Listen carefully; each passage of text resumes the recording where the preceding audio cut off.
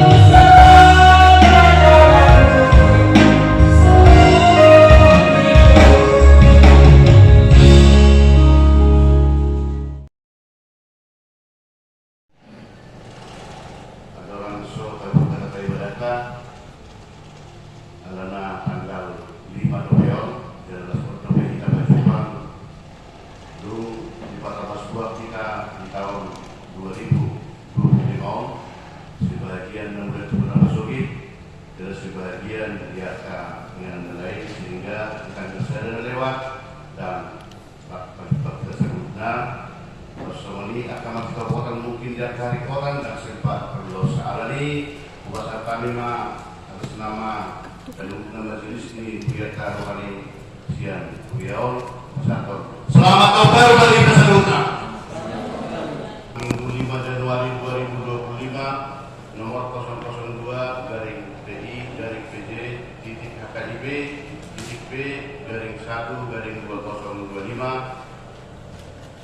tema ibadah sedarion debata do kaluahon persona Tuhan yang membebaskan umatnya. Yang pertama, jadwal ibadah kategorial, latihan kor, vokal di gereja, evangelisasi atau pertanian sudah tertera jadwalnya, alhamdulillah. Yang kedua, statistik kehadiran jemaat di minggu yang lewat tetap sudah disediakan. Yang ketiga, meeting atau pengumuman yang pertama ibadah minggu. Dengan mengucap syukur kepada Tuhan, dihimbau kepada semua agar semakin rajin beribadah di gereja serta mengikuti ibadah kategorial serta ibadah masuk pukul 10.30 dilayani oleh pendeta, pihak pendeta, pimpinan dan unsur pimpinan majelis jemaat HKIP Penerangan. Yang kedua, sarana dan prasarana pelayanan HKIP Penerangan. Pimpinan majelis jemaat HKIP Penerangan menyampaikan terima kasih banyak terhadap seluruh jemaat dan simpatisan yang bisa tetap hadir beribadah dan yang dapat berbagi dan bersyukur melalui persembahan bulanan dan ucapan syukur atau dari iman. Doa kita, Tuhan semakin memberkati kita semua dengan seluruh yang kita kerjakan sesuai dengan kehendak Tuhan. Yang ketiga, tempat ibadah sebagaimana yang sudah kita ketahui telah diwartakan setiap minggu. Kita masih tetap beribadah di tempat ini menunggu proses pendirian gereja kita HKIP Penerangan realisasi. Mari kita sama-sama berusaha agar rencana kita bisa terwujud atas pertolongan tangan Tuhan. Dan ibadah minggu 12 Januari 2025 kita akan laksanakan ibadah menggunakan bahasa Batak Toba. Renungan Alkitab untuk 1 minggu ke depan dari Alkitab dan Bibel sudah tersedia mengenang. Mari kita sempatkan waktu untuk membaca firman Tuhan. Yang kelima, lapangan keuangan diangkat dari Mazmur 65 ayat 2. Bagimulah puji-pujian di Sion, ya Allah, dan kepadamulah orang membayar mengajar.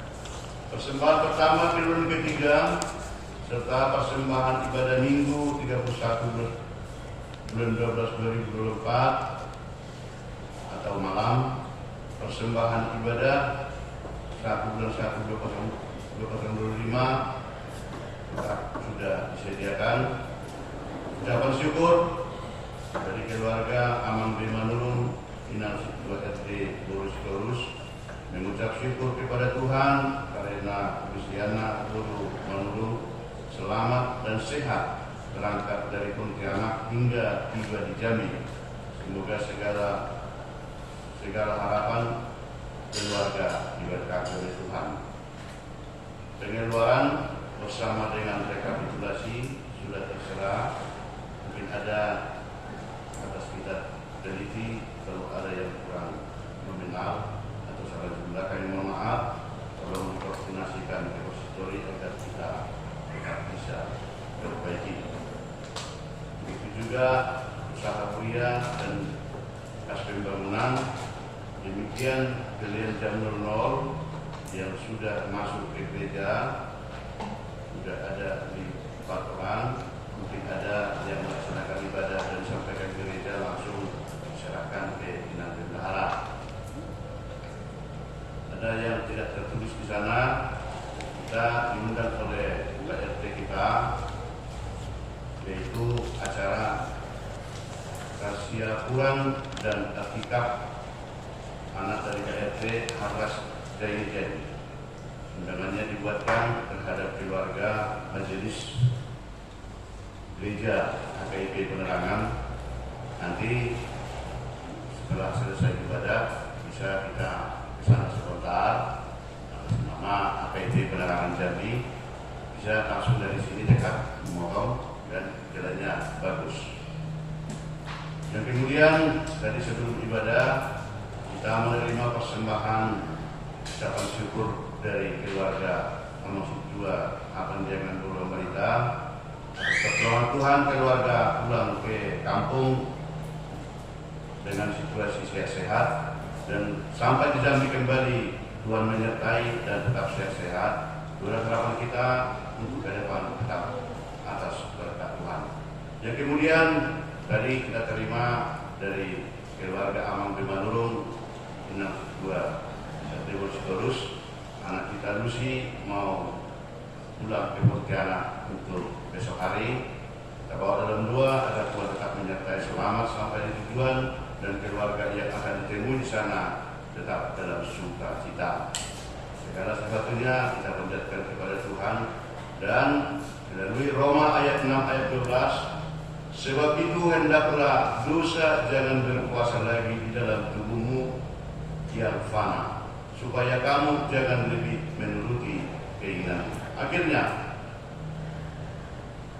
atas nama pimpinan resort, pimpinan majelis jemaat HKIP Penerangan menyampaikan selamat mengikuti ibadah dan memanfaatkannya, serta selamat ulang tahun bagi yang merayakannya 1 minggu yang lewat.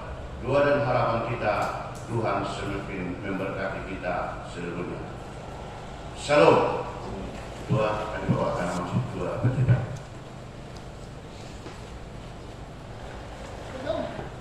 Terkasih dalam nama Tuhan Yesus Kristus, firman Tuhan pada Minggu 5 Januari 2025 ini atau minggu pertama dalam tahun baru tertulis di dalam Yeremia pasal yang ke-31 ayat 10 sampai dengan ayat yang ke-14.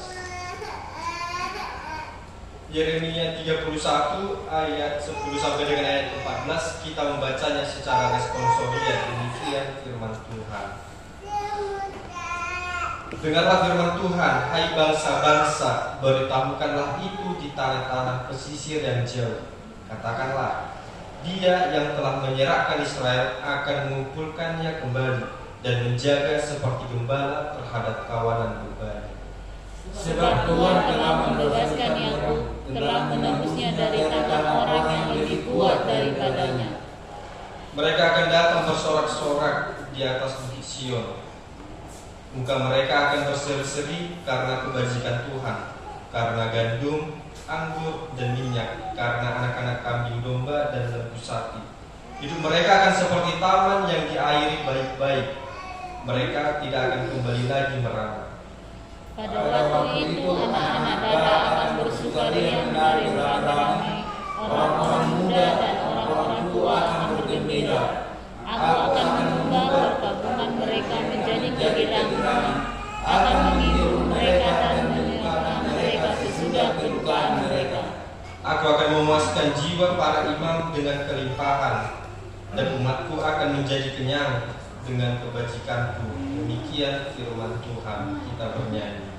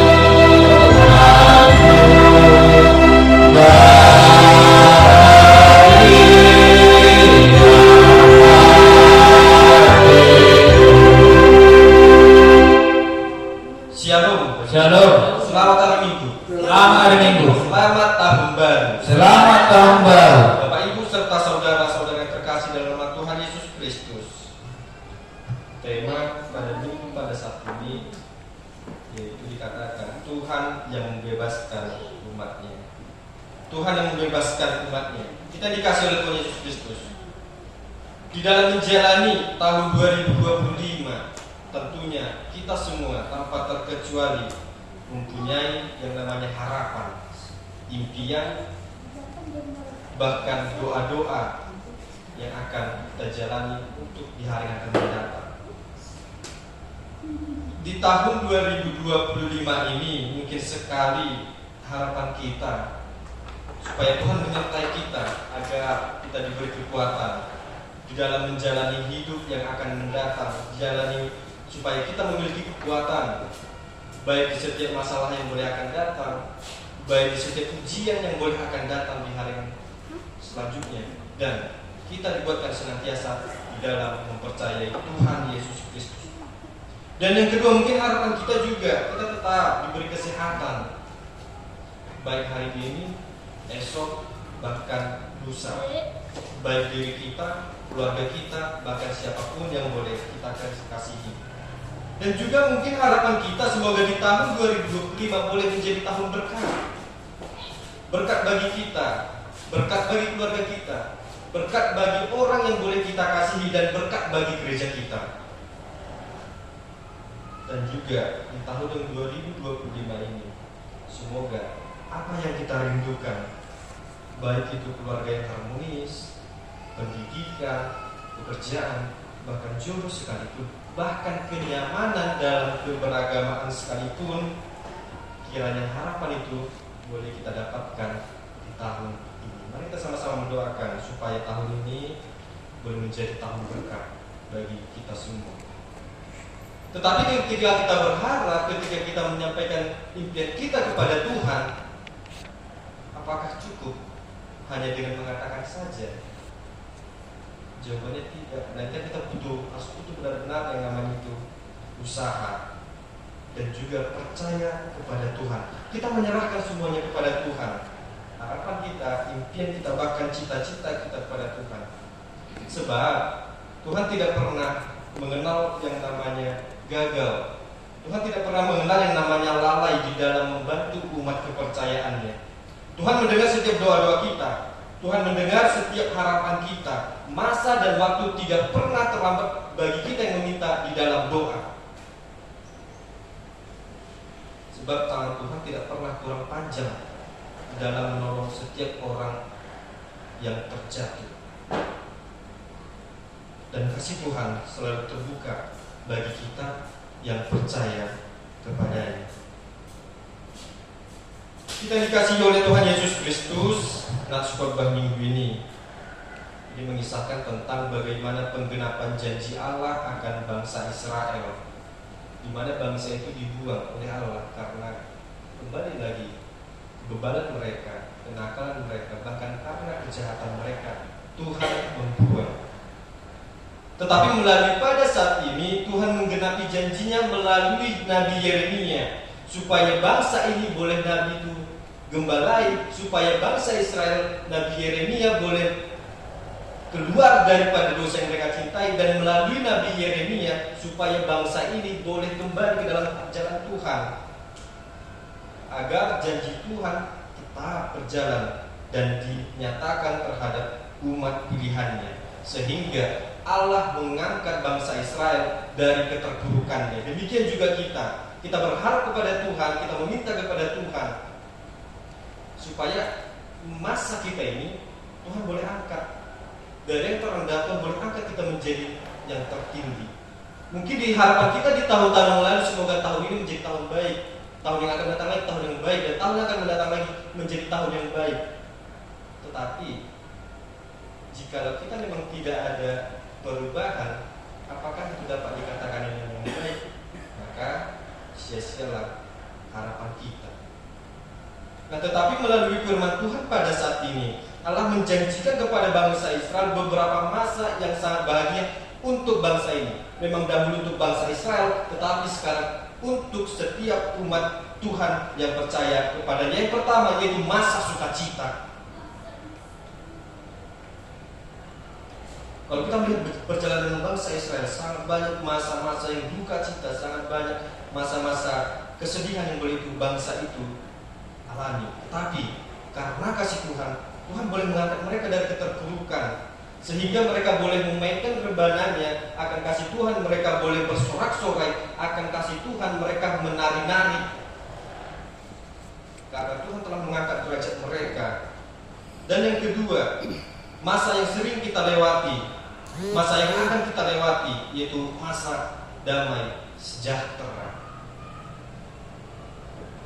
Bohong namanya jikalau satupun manusia tidak menginginkan yang namanya sejahtera dalam hidupnya. Belum ada saya mendengar satupun orang yang menginginkan kesengsaraan dalam hidupnya. Masih belum saya mendengarkan. Nah, artinya di situ setiap orang, sangat banyak orang menginginkan damai itu tetap ada di dalam hatinya, damai itu ada di dalam keluarganya, damai itu berada di dalam pekerjaannya, bahkan dimanapun dia berada. Kita menginginkan yang namanya kedamaian. Nah, di dalam pasal yang ke-31 ini dibuktikan ketika bangsa Israel tidak memiliki apa-apa dalam perjalanan mereka, tetapi Tuhan berikan mereka bukit di Samaria, satu perbukitan di Samaria, supaya mereka boleh mengolahnya. Di tanah di perbukitan boleh kita kenal sangat banyak itu yang namanya berbatuan. Tetapi ketika Tuhan boleh memberkati bangsa ini, tanah itu menjadikan tanah yang sangat subur, bahkan juga pada saat ini, sehingga bangsa Israel menanam tanaman dan membuat kebun anggur, karena pada masa itu anggur sangat mahal harganya, sehingga cukup dalam membutuhi kehidupan mereka. Bahkan di perbukitan tersebut pun mereka memelihara kambing domba dan lembu dan sapi dan ternak lainnya, supaya ketika mereka mengembalakannya, mereka mendapatkan hasil yang baik daripada Tuhan. Nah, itulah janji Tuhan, memberikan kesejahteraan dalam hidup mereka. Juga dengan kita, kesejahteraan itu sudah ada pada kita sebenarnya. Ketika kita meyakini Tuhan Yesus dalam hidup kita, kita sudah damai dalam keberagamaan. Ketika kita menjadikan fondasi hidup kita adalah Tuhan Yesus, maka yakinlah damai sejahtera itu pasti ada dalam kita. Tetapi yang menjadi permasalahan sangat banyak dan mungkin sedikit saja orang tidak mengetahui bagaimana caranya meletakkan fondasi itu di dalam Tuhan Yesus Kristus. Karena di dalam kehidupan bangsa Batak secara garis besar masih ada yang namanya hotel enak mati, sehingga tidak ada yang namanya pembaharuan diri, artinya tetap berjalan di tempat. Nah, oleh karena itu mari kita jadikan Tuhan Yesus sebagai fondasi dalam hidup kita. Dan yang ketiga, ada itu namanya masa perdamaian dan masa bersatunya umat Tuhan. Tadi saya katakan bangsa Israel dihukum oleh Allah sehingga Tuhan memecah belah bangsa Israel menjadi dua bangsa, yaitu kerajaan utara dan kerajaan Israel. Namun karena janji Tuhan mewujudkannya dengan waktu beribadah. Tuhan mengumpulkan kerajaan utara dan kerajaan selatan di Sion dan sama-sama mereka beribadah. Kerajaan utara dan kerajaan selatan bersatu di dalam kasih Tuhan. Dan Tuhan mewujudkan perdamaian mereka dan menyatukan kembali umat Allah yang boleh berserak-serak, yang tidak tahu di mana tempatnya. Lalu ketika Tuhan telah menyampaikan damai tersebut, ketika Tuhan menyatukan bangsa itu, tidak ada lagi satu pun atau satu orang pun, satu oknum pun yang dapat memisahkannya kembali. Bahkan bangsa Raja Asyur sekalipun yang dahulu adalah raja yang jahat, ketika Tuhan menyatakan akan menghancurkan kerajaan itu dalam satu malam, Tuhan mewujudkannya. Boleh kita baca nanti dalam Yesaya 37 ayat 36. Artinya di dalam menolak setiap pergojolakan hidup, di dalam kita boleh menjalani hidup yang kokoh dalam Tuhan, kita butuh yang namanya iman yang benar, bertumbuh di dalam iman yang sejati di dalam hidup kita. Lalu jiwa kita juga tidak akan hidup di dalam iman yang sejati jika kita tidak mengubah arah hidup kita pada saat ini menjadi lebih baik. Bapak, Ibu, serta saudara-saudara yang terkasih, iman yang palsu tidak akan mengubah hidup kita. Iman yang palsu tidak akan pernah terjawab doa-doa kita. Sebab dikatakan doa orang benar sangat besar kuasanya. Orang benar sudah pasti adalah orang yang beriman. Lalu iman yang palsu ketika kita masuk pada masa-masa kesukaran, ketika kita masuk pada masa-masa sulit, itu tidak akan mampu mengubah hidup kita dan tidak akan mampu menolong kita.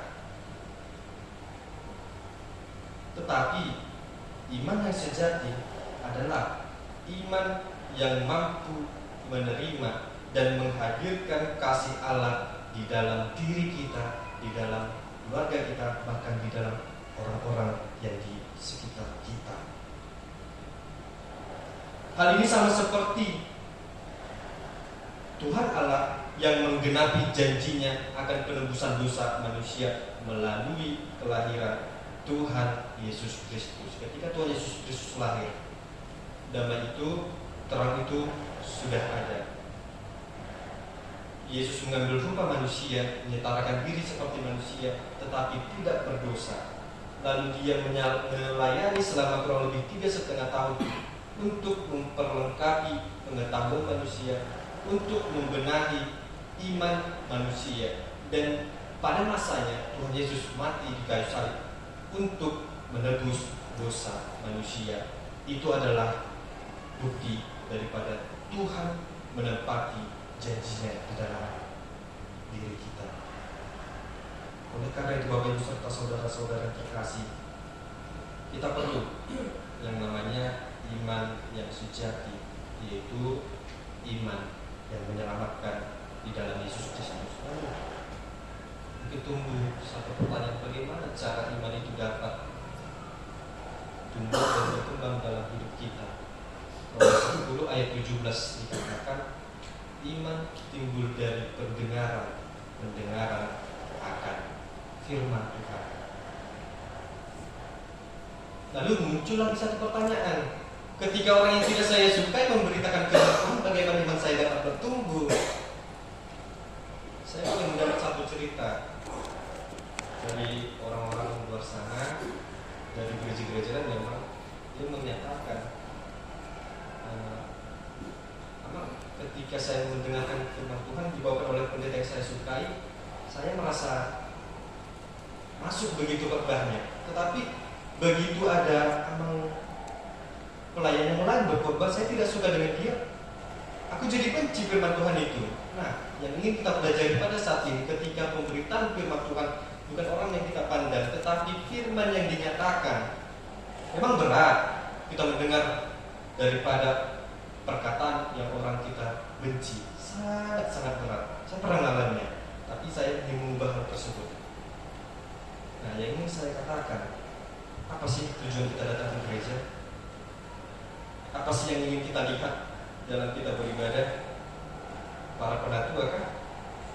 Fikar kah? Pendeta kah? Atau teman-teman kita? Tapi ingin saya katakan, ketika kita menyatakan diri kita ingin rindu beribadah pada Tuhan, yang ingin kita lihat yaitu kehadiran Tuhan Yesus Kristus dalam diri kita. Yang ingin kita rindukan yaitu adalah pemberitaan firman Tuhan melalui hamba-Nya. Memang setiap orang adalah orang berdosa atau tidak layak, tetapi melalui firman Tuhan pada saat ini mari kita ubah pola pikir kita. Sekalipun kita dibenci, sekalipun kita tidak disukai, yang namanya pemberitaan firman Tuhan haruslah kita jalani. Sebab melalui hal tersebut iman kita boleh bertumbuh. Dan ketika kita memiliki iman yang sejati, sekalipun belenggu dosa, sekalipun kita terikat oleh hal-hal yang membuat kita, ketika kita membawakannya dalam doa kita kepada Tuhan Yesus Kristus, yakin dan percaya Tuhan Yesus akan membebaskan umatnya layaknya seperti Israel keluar daripada masa-masa penjajahan, dan kita dimenangkan hanya oleh karena iman kita. Amin. Mari kita bernyanyi.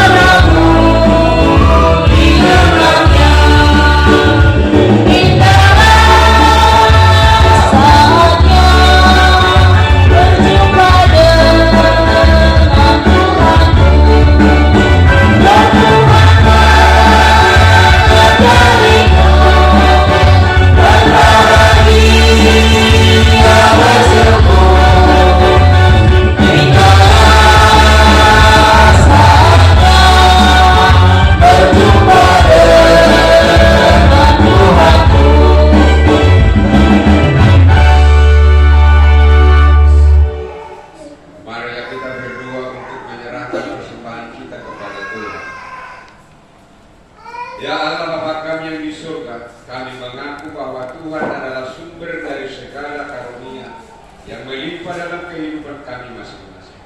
Sebahagian daripada karunia itu kami serahkan kembali sebagai persembahan kepada Tuhan. Terimalah dan berkatilah persembahan umat-Mu ini, agar dapat kami pergunakan untuk pekerjaan dan pelayanan kerajaan Tuhan di dunia. Bukalah hati kami untuk mengenal betapa banyak berkat dan karunia yang kami peroleh dari Tuhan, supaya kami senantiasa bersyukur kepadamu di dalam nama Tuhan Yesus Kristus Tuhan kami. Amin. Marilah kita sama-sama mengucapkan doa Bapa kami. Bapa kami yang di surga, dikuduskanlah namamu, datanglah kerajaanmu, jadilah kehendak-Mu di bumi seperti di surga. Berilah kami pada hari ini makanan kami yang secukupnya, dan ampunilah kami akan kesalahan kami, seperti kami juga mengampuni orang yang bersalah kepada kami. Dan janganlah membawa kami ke dalam pencobaan, tetapi lepaskanlah kami daripada yang jahat, karena Engkau yang punya kerajaan dan kuasa dan kemuliaan sampai selama-lamanya. Amin. Jemaat Tuhan, marilah kita pulang dengan damai sejahtera daripada Tuhan. Marilah kita menerima berkat Tuhan. Tuhan memberkati kita dan melindungi kita. Tuhan menyinari kita dengan wajah-Nya dan memberi kita kasih karunia. Tuhan menghadapkan wajah-Nya kepada kita dan memberi kita damai sejahtera. Amin.